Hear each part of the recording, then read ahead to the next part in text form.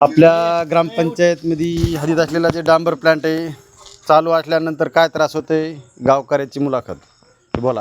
हे पहा ऐका बोला काय त्रास होतो तुम्हाला त्याचा? गावामध्ये वास येते जेवताना यानं त्रास व्हायला आहे. पुन्हा नाल्याचं पाण्यामध्ये विहिरीमध्ये आले आणि घाण व्हाल पाणी पिण्याच्या लायक राहिलेलं नाही.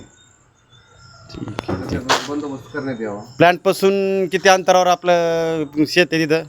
माझं असं 300 मीटरवर असं 300 मीटरवर आहे का?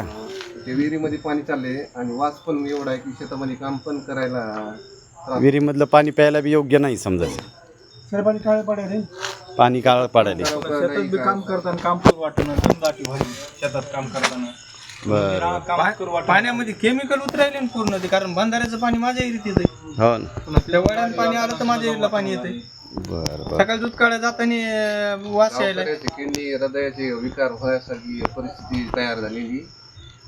बरं असं हे ते बरं गावात वास झोपल्यानंतर वास घुमल्यावर माणसाला झोप बी येत नसन. रात्री पण वास यायला ना. हां आता उशिरा थोडं उशिरा 10च्या नंतर वास यायला सुरू होतो. प्लॅन रात्री चालू आहे ना प्लॅन. हो दिवसात प्लांट बंदच आहे ना सध्या. चालू आहे फवारू लागलं.